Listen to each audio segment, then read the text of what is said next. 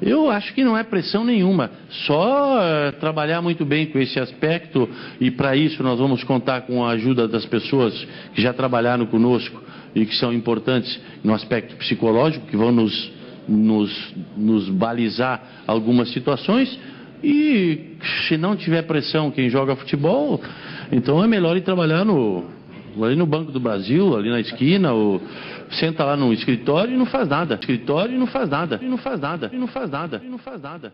Eu me vi saindo do banco todos os dias chorando, chegava em casa com raiva da vida, descontando na família, não dormia, tinha pesadelos, acordava de madrugada, eu não tinha vontade de levantar para ir trabalhar. Muita gente toma medicamento para ir trabalhar para suportar a pressão e a cobrança, né? Então aqueles que conseguem atingir, eles são tomados como referência para os que não conseguem, né?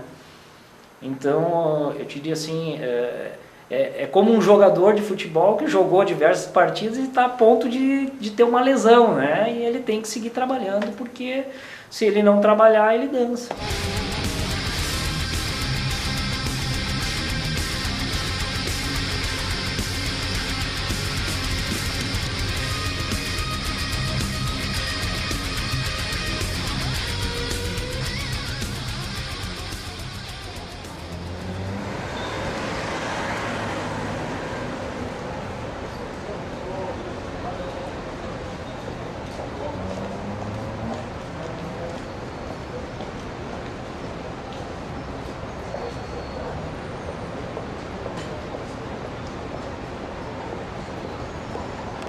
Vim fazer algo que eu estava há anos esperando, há muitos anos, um momento que eu não conseguia imaginar como eu ia me sentir na hora, que era pedir demissão, acabar com a minha história com o Banco do Brasil, de uma vez por todas.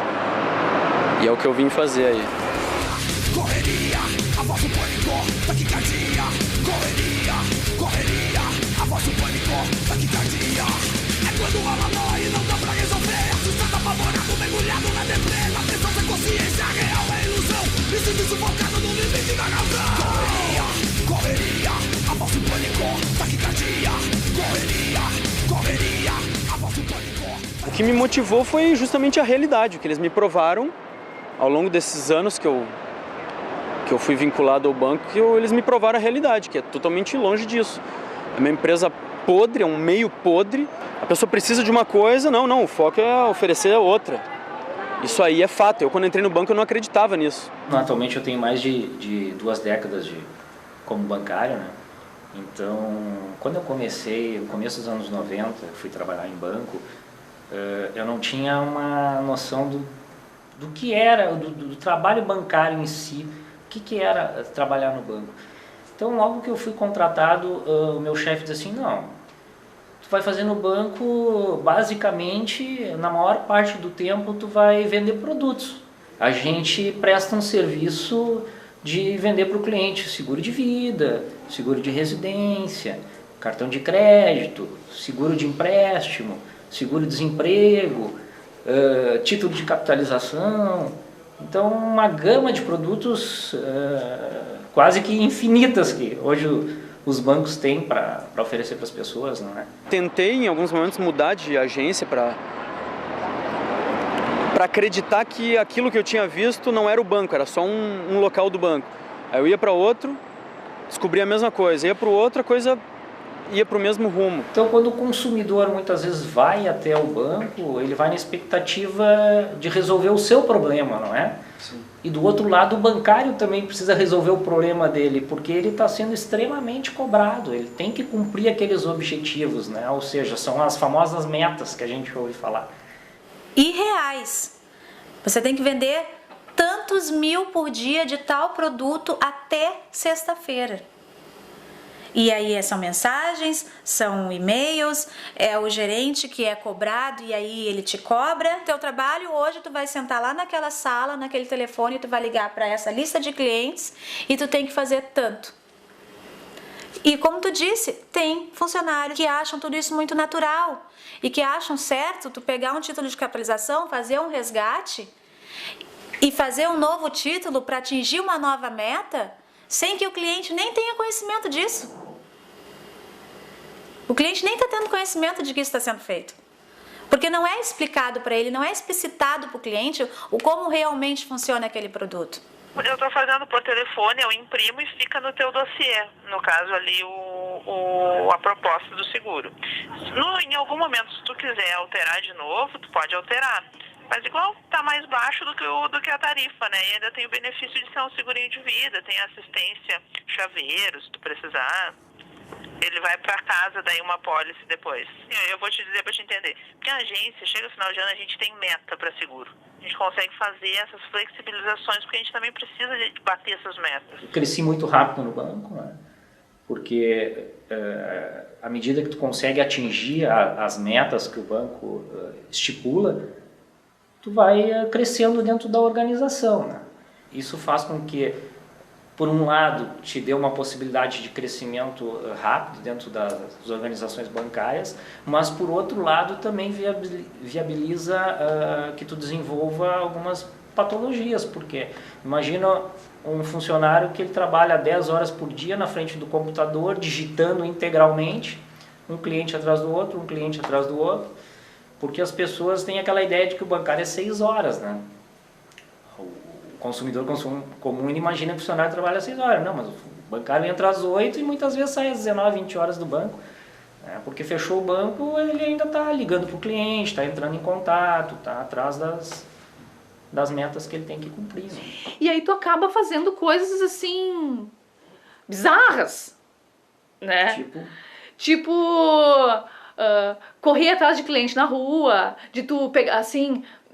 não digo inventar a história, mas assim, pegar, sortear um cliente num pique, aí eu pegar, deixar 6 meses uma faixa lá, plano de capitalização sorteado aqui, um cliente chega assim, tira a teia de aranha, aqui, porque tá com teia de aranha ali, sabe? De ir atrás das empresas, de ir em casa das pessoas assim na piscina e eu ir lá na piscina, pegar assinatura. Ir nos shoppings, abrir contas de pessoa jurídica e chegar lá, vem o segurança. A senhora é vendedora? Aí eu tenho, não, sou bancária. Não, então, senhora, por favor, a senhora está vendendo algum produto? Porque eu entrava e saía tudo que era loja. Né? E ainda, quando eu comecei a ter um cargo comissionado, eu comecei a fazer com que as outras pessoas da agência, que até era um cargo inferior ao meu, a fazer com que elas fizessem a mesma coisa que eu. Realmente é difícil tu entrar num lugar que tu te orgulha e daqui a pouco tu vê que tudo isso, que aquele sonho acabou, que não é daquela maneira. E conhecer uma nova realidade e saber que isso é tão banalizado dentro da agência, o que a gente sofre, né? É difícil te dar aquele estalo de que tu tem que dizer agora chega, eu não quero mais passar por isso. Porque aí começa aquela história de acontecerem coisas ao teu redor que tu, por vezes, tu começa a assim, não, mas eu acho que eu sou culpada por isso. Tu começa a te penalizar, tu começa a sentir assim, por muitas vezes a gente pensa, não, se tá acontecendo isso, se o meu gestor tá me tratando desse jeito, a culpa é minha, eu fiz alguma coisa.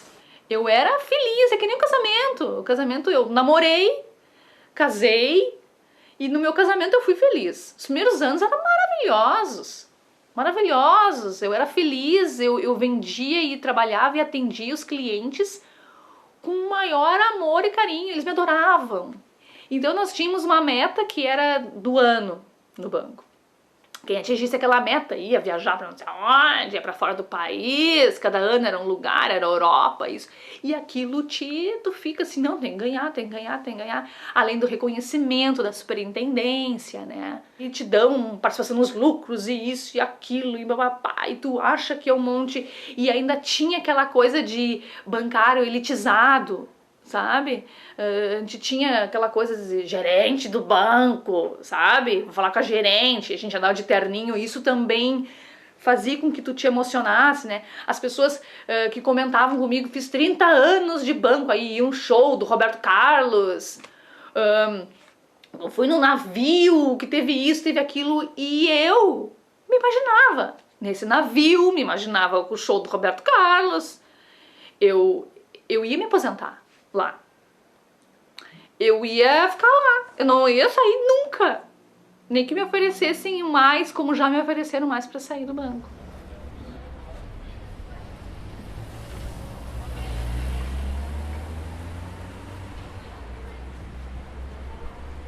Hoje o mundo do trabalho está extremamente adoecedor.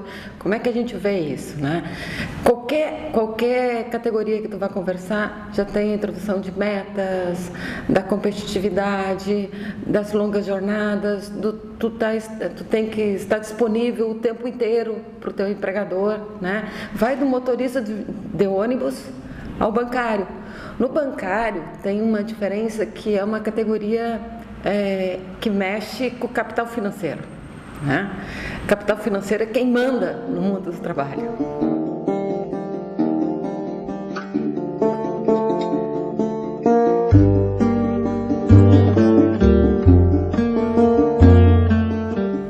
Então, as coisas, a impressão que nós temos, os estudos também, é que as maldades, digamos assim, do mundo do trabalho, elas começam pelos bancários, pela categoria dos bancários, e depois se espraiam para as outras categorias.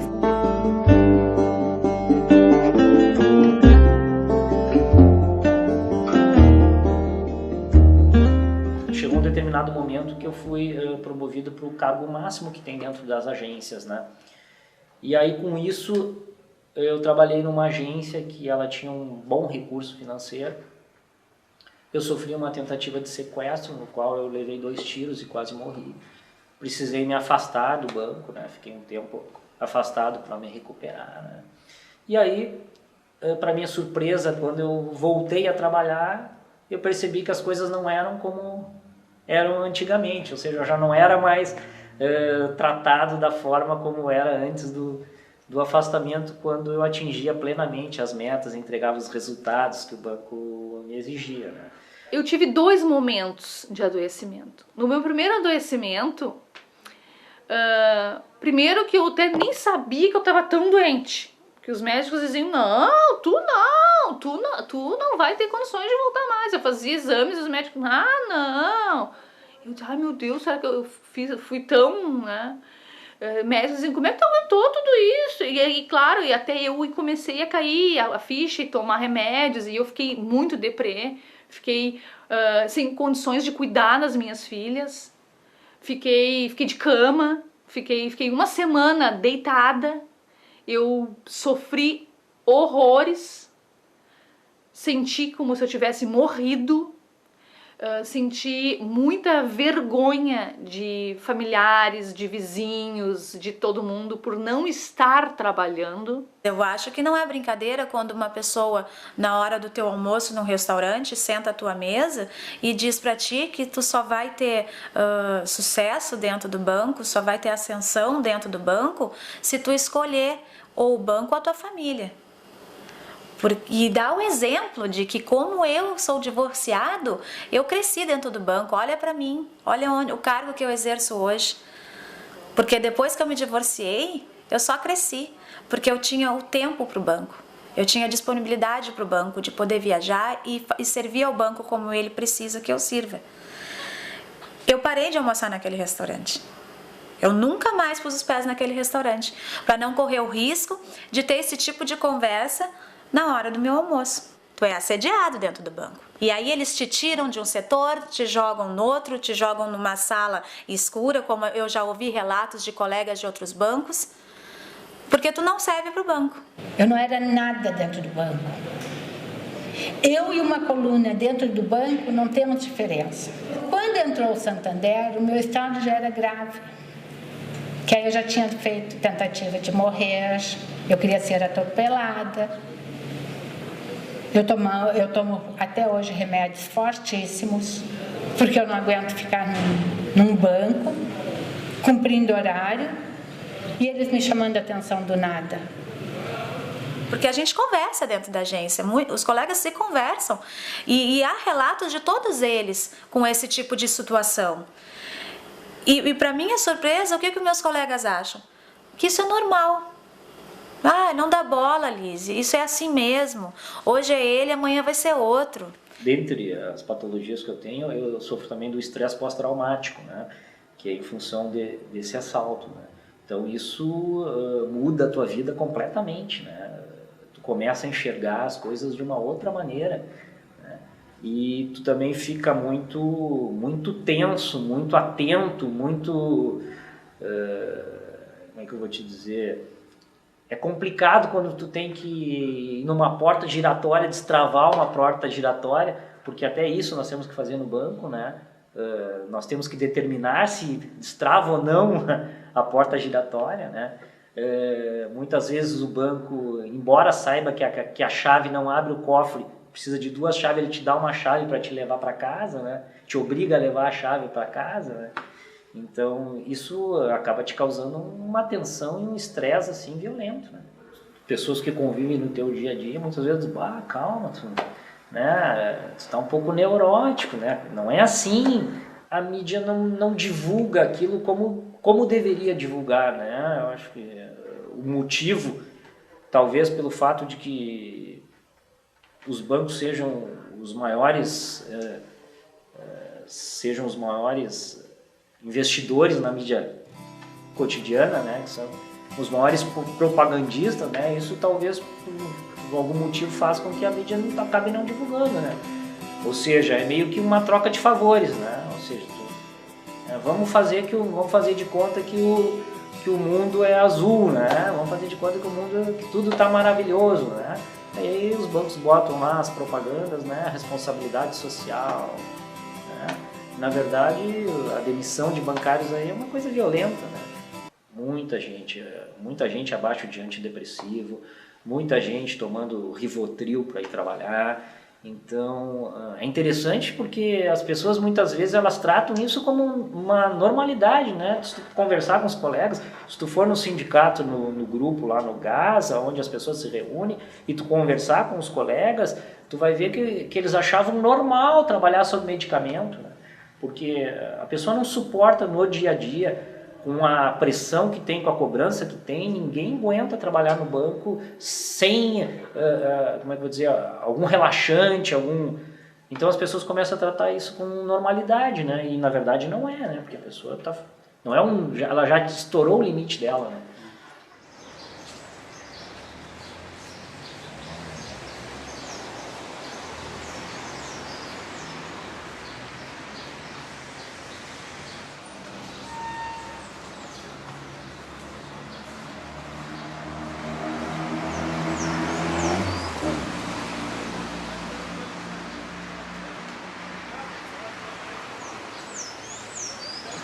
Mesmo com muitas dores, eu vinha trabalhando, continuava trabalhando, aguentando no peito muitas vezes as dores físicas, dores psicológicas também, muita pressão psicológica, muita desrespeito às vezes pelo empregador, que mesmo às vezes a gente pensa que não está doente, sabe? E tu vai ter noção da tua doença quando realmente te afasta, porque no dia a dia tu acaba assim, tu acaba vai levando, até com respeito aos colegas, tu vai se mantendo, tomando, se envenenando de remédio e não quer se afastar.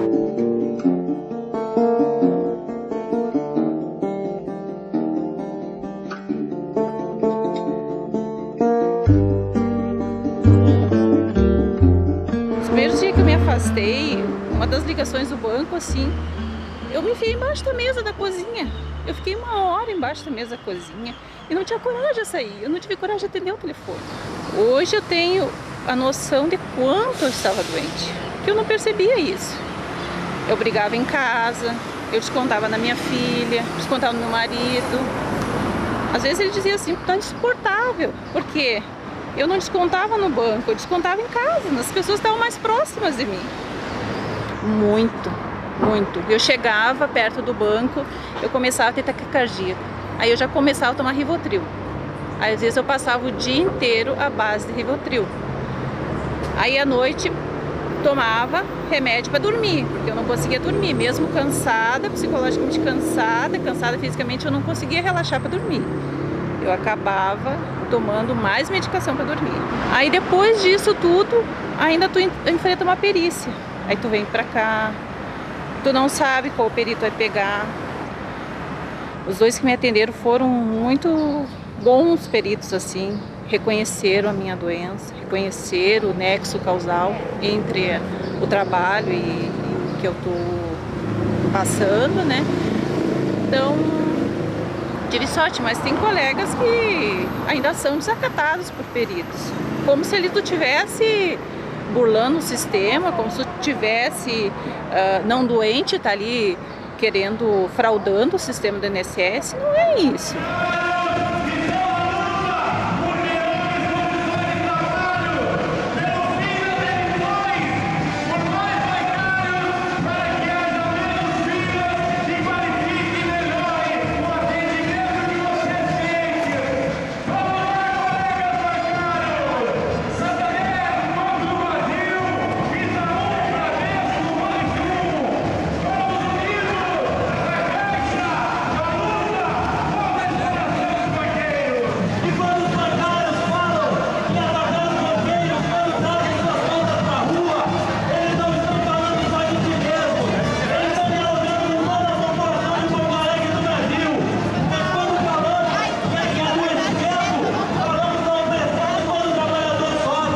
Trago aqui um livro que é da Marie-France Irigoyen, que é a mulher que começou a estudar na França, começou a trabalhar com estudar assédio moral no local de trabalho. Embora isso tenha sempre existido, né?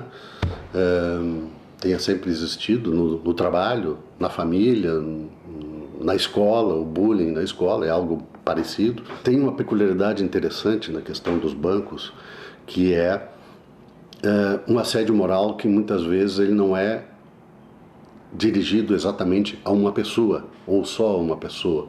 É uma estrutura que traz um padecimento, um adoecimento posterior a toda uma categoria, a todos os trabalhadores, por exemplo, daquele banco, né? E muitas vezes não adianta trocar algum gerente que tem algum poder de mando muito forte, digamos assim, né? Porque a estrutura é que é assediadora, né? A forma do trabalho, a organização do trabalho é que é assediadora. A estrutura, né, na organizacional se identifica coisas, por exemplo, quando o bancário que retorna ao trabalho depois de uma doença, depois de um acidente de trabalho, né, como a LER, né, esse cidadão fica impedido de trabalhar no seu local. E alguém que, como tu disseste, vestiu a camiseta, que se qualificou, né, durante algum tempo, bom, aí depois teve algum tipo de padecimento, algum tipo de doença, ele acaba, né, sendo afastado, né, daquela sua atividade, e ele depois no local de trabalho acaba sendo assediado moralmente de formas as mais diversas, né? Não lhe dar trabalho, ou lhe dar trabalho em excesso, ou ser, digamos assim, escanteado no seu local de trabalho, ser trocado da sua atividade, dar tarefas menores do que a sua capacidade, ou dar tarefas ainda muito além, né, da capacidade de produção. Isso muitas vezes leva o trabalhador a entender que é ele o culpado, né, que ele é o incompetente.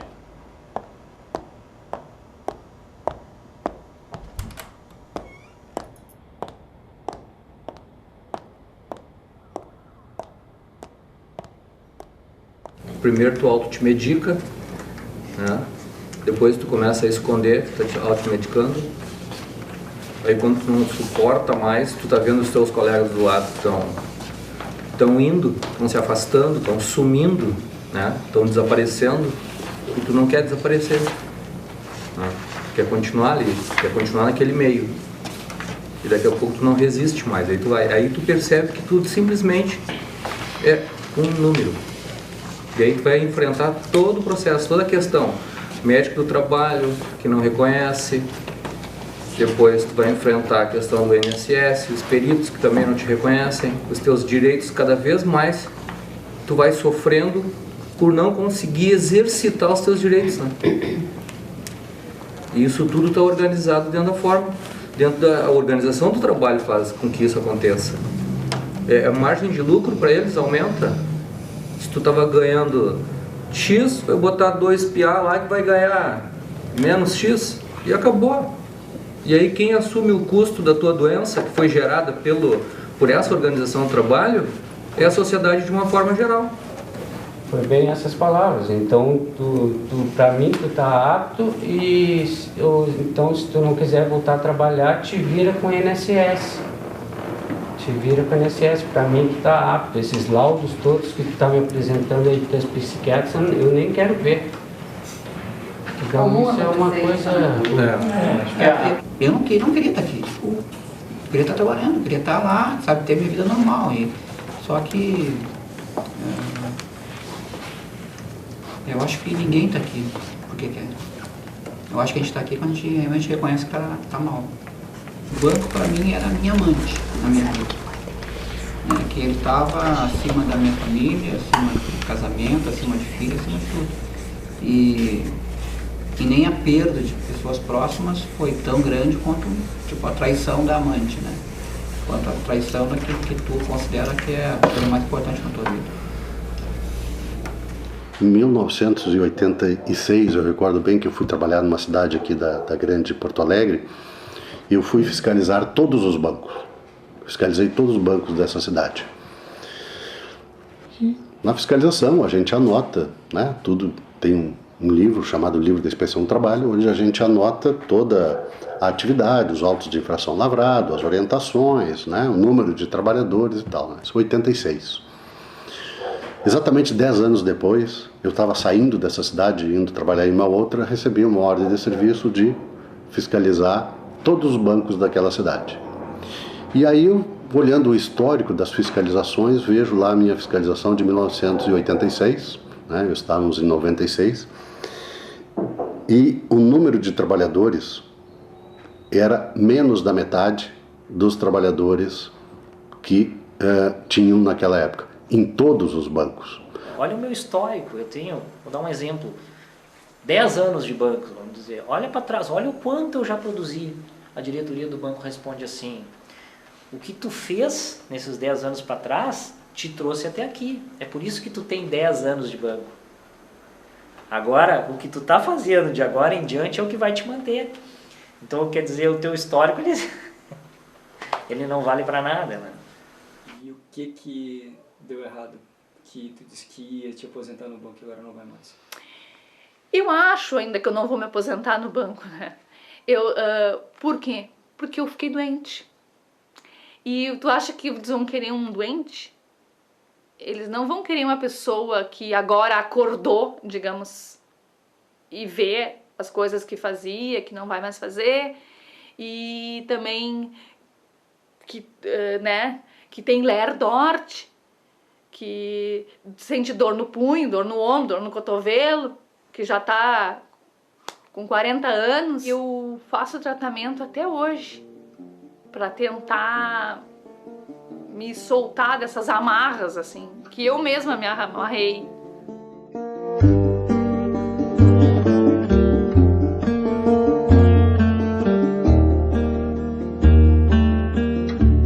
Nós temos vários canais dentro do banco que servem de apoio ao funcionário, onde ele pode denunciar um assédio, um canal que ele pode conversar para diminuir que isso não aconteça nas agências, para ter um bom ambiente de trabalho. Quem criou esse tipo de canal pode até ter tido uma boa ideia, até pode ser sim uma boa ideia se ela funcionasse. Essas ferramentas não funcionam, essas ferramentas elas estão desmoralizadas, porque o que a gente vê é impunidade. Os números são muito bonitos, mas não são reais. Então o que eu solicitei, inclusive, para esse departamento que criou esses canais, numa palestra que eu fui dentro do sindicato, organizada pelo Ministério Público, porque o Ministério Público ficou assustado com a quantidade de denúncias sobre assédio dentro dos estabelecimentos bancários. Eu me assustei muito em saber que o número de suicídios no Brasil, o segundo maior número de suicídios do Brasil é da categoria bancária, e isso me assustou muito.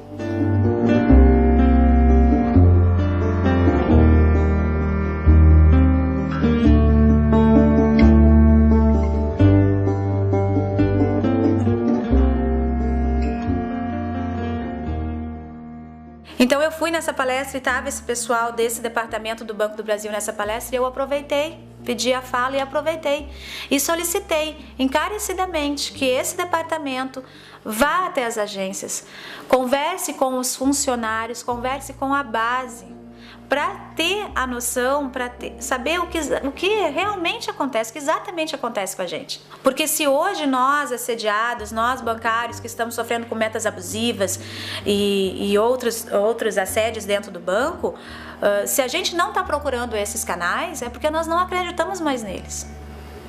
Então os números estão errados. Os números não são reais e isso tem que ser buscado, tem que ser analisado.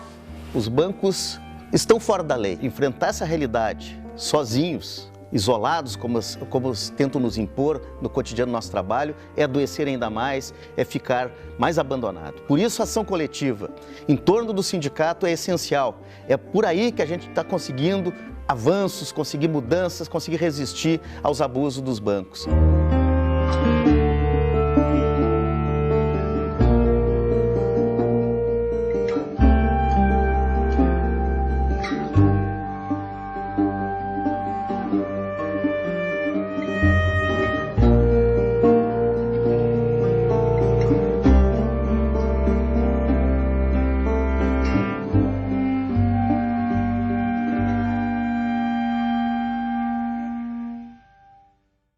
Cada vez os modos de gestão estão mais...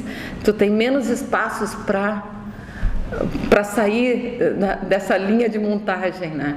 Mas se tem conquistas. Ouvi uma médica da USP dizendo, olha, fulano, fulano, fulano, outras referências teóricas, grandes psiquiatras, dizem assim, a medicação está aí para as pessoas não sofrerem. Então tem que encarar a medicação como instrumento de trabalho. Ou seja, tu dopa a pessoa para ela suportar o trabalho, né? Isso também me faz lembrar um conto que eu escrevi sobre duas bancárias, e é real isso, que chegaram na minha sala chorando. Quer dizer, uma chorava muito e a outra estava furiosa com a que chorava. Porque assim, não quer tomar remédio, tá ali, o médico manda tomar, ela não toma o remédio. Aí fica chorando, fica desse jeito. E a que chorava era a chefe da que estava brava. Até o que não é muito comum. Tu imagina virar o sindicato, a gerente geral e uma gerente comercial. As duas juntas eram amigas, são amigas. Ela não quer tomar remédio, por isso que está chorando. Aí essa bancária diz assim, mas eu não quero tomar remédio porque eu não estou doente. Quem está doente é o banco. Não é justo eu tomar remédio se o doente é o banco. Tem lógica, não tem?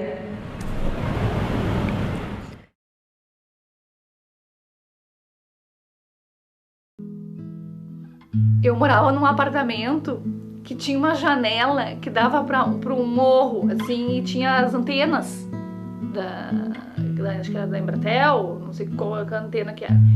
E eu sentei, não sei por que eu sentei ali, e naquele apartamento eu já morava há alguns anos. Eu sentei, eu olhei, assim, no sofá, eu olhei. Espera aí, dá pra ver a antena daqui? Eu nunca tinha visto a antena. Aí eu fui me dar conta que eu nunca tinha sentado no meu sofá ali.